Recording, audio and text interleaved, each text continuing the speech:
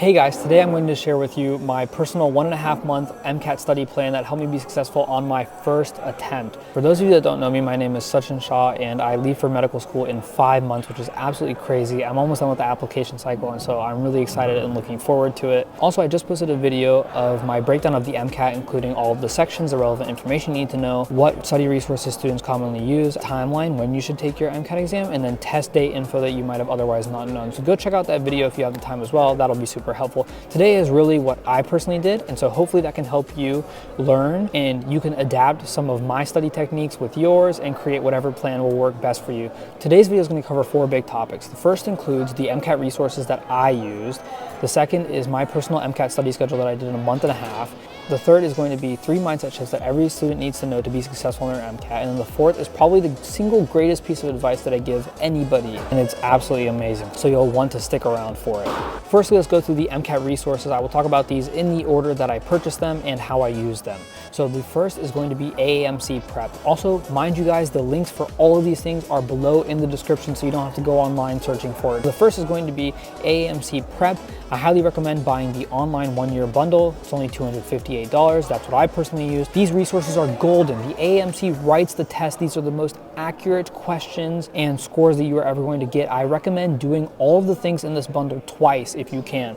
That's what I have found the most successful students have done, and they literally go through the entire thing. You don't want to waste a single resource, because then you're not doing everything you can to be successful in the first try, and you'll have that regret later. The second thing that I bought were Kaplan books. I didn't buy a package, but you're more than welcome to. I went to Amazon and I just looked it up. It's around $150 for their entire set of MCAT books, so I would just buy that. And I got most of the way through the books the summer of 2022, which is when I studied for the MCAT. But in all honesty, I don't learn from reading textbooks, so I decided to buy then a Princeton Review self-paced package, which was a little bit more expensive. It was $1,300 roughly. I bought that because I really wanted the videos that it came with. So I watched all the videos in that package in a week, and I just cranked it out. That was my content review. Remember, you want to spend as little time as possible doing content review, because once you start doing practice questions and practice tests, you will go through the questions that you got wrong and relearn that material, and that essentially is your best content review. Getting things wrong and then learning from that is going to be the best content review that you ever do. After I bought the Princeton Review,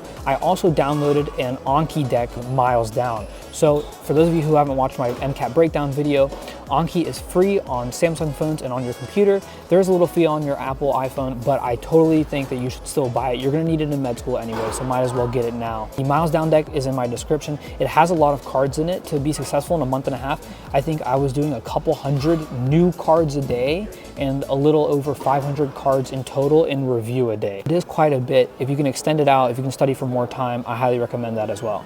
Lastly, I would create my own practice tests. So the AAMC bundle only has a certain number of practice tests that are scored. Those are highly valuable, but what I would do is I would take their question banks, and let's say, for example, for the biology and biochemistry section, there are going to be 59 questions and you will have 95 minutes. What I would do is I would go to the biology biochemistry question bank, and I would do 59 questions from there and time myself and only give myself 95 minutes. That way I could build up the stamina, I could get used to the test taking environment, and so that way I could learn to get questions right in that test taking setting, which is absolutely critical. If you can just get questions right while you're being lazy and you take breaks between sections and questions, that's not going to be helpful on actual test day. So practice like the real game. Now let's go into the study schedule. I studied the summer of 2022 to take my exam in August of 2022.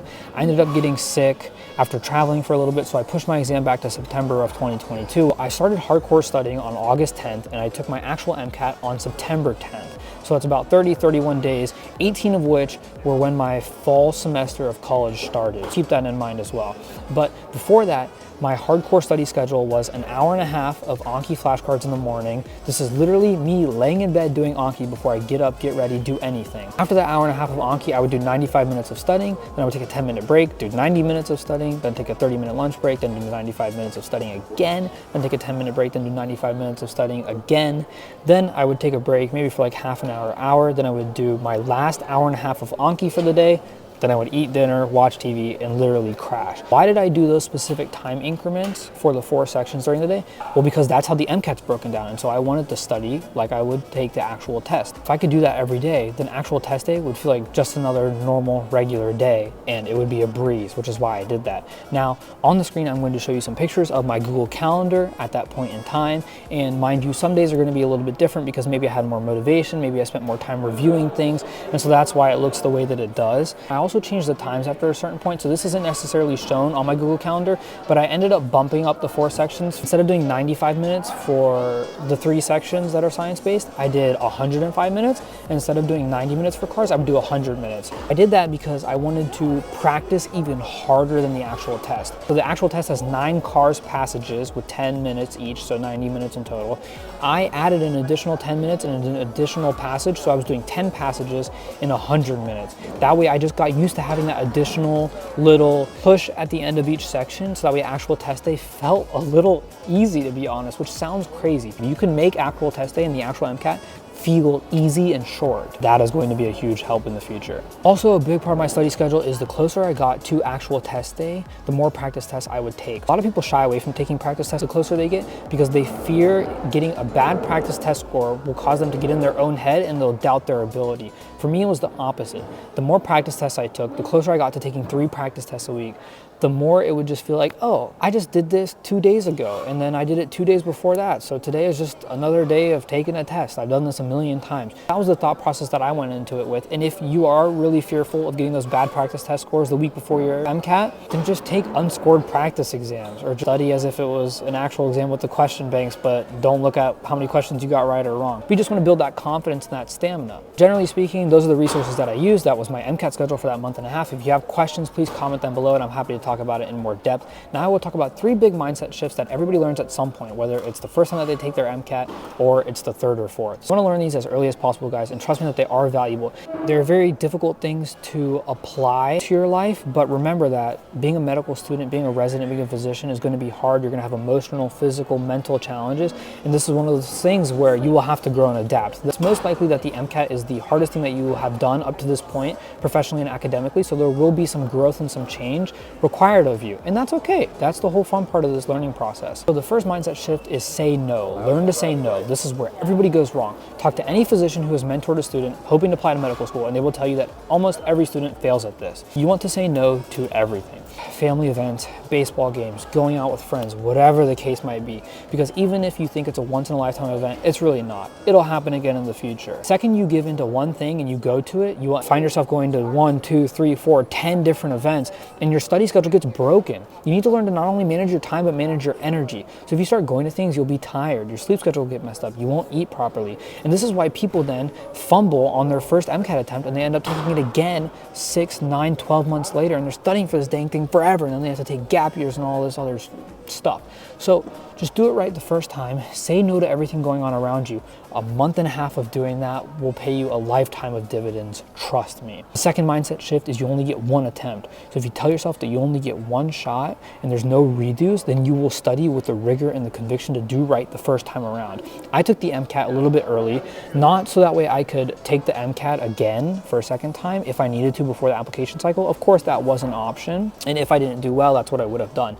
But I mainly did that so that way I could spend that year of school focusing on extracurriculars and beefing up my resume right before I applied to medical school. And I could also take the time to properly write my primary application and submit it as early as possible. Everybody prepares and studies hard for the MCAT, and those people who do really well, it's because they studied right the first time around, and that's what you want to do. So don't give yourself a plan B, don't give yourself a backup plan or another option. You only get 1 shot, make it count. Then, quick and easy, the third mindset shift to be successful is to not negotiate with yourself. You are a smart person. I 100% believe that if you are watching this video, you know what is right or wrong. The first thing you do when you wake up in the morning, I want you to think of an ideal, perfect study day. And this means specifically the amount of time you're going to spend doing different things. And then I want you to think of the most lazy and useless study day that you could have.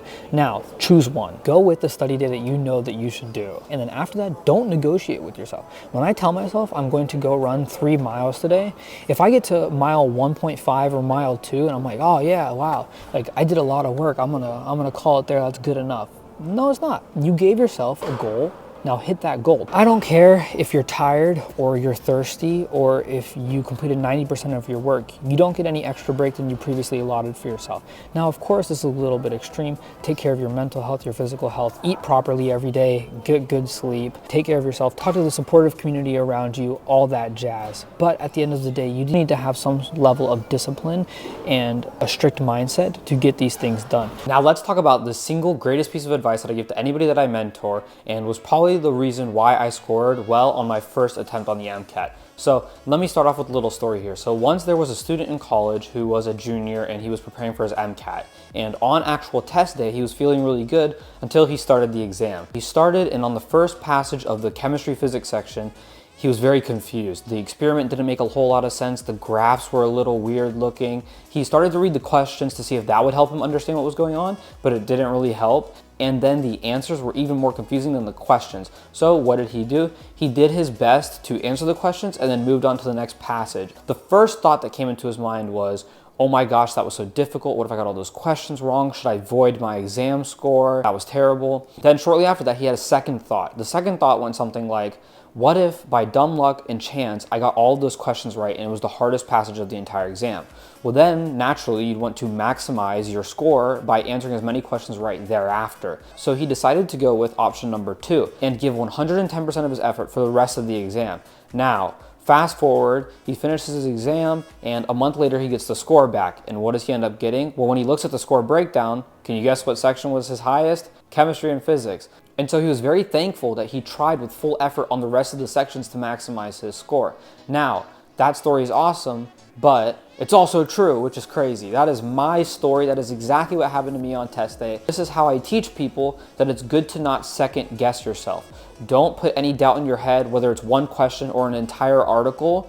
Give it your best effort. You have adequately prepared, you are ready, you are smart, you will crush this exam. Just keep focusing on the next test question. It's just like an NBA player. If they're playing basketball and they miss the last 3 shots, but now they have to go make a game winner, they're not thinking about those last 3 shots at all. They have done this a million times. They have practiced for thousands of hours. Now they're going to go and they're going to make this next shot. And that's exactly how you have to go into it with the MCAT. You have to just focus on the next question and go one at a time and maximize that score. If you want to talk with me one-on-one, free sessions, there is a link in the description. It's the first link, so you can talk with me. I'm happy to answer any questions, concerns that you guys have pre-med related, and I will come as prepared as possible for that. Also, go check out other videos on my channel. We will be doing some interview prep resources soon with actual questions that medical schools will ask you. And I will be talking about other things pre-med related, like the primary application, secondary essays, etc. So please subscribe, drop a like on this video if it helped at all, and I look forward to working with you guys in the future. Thanks.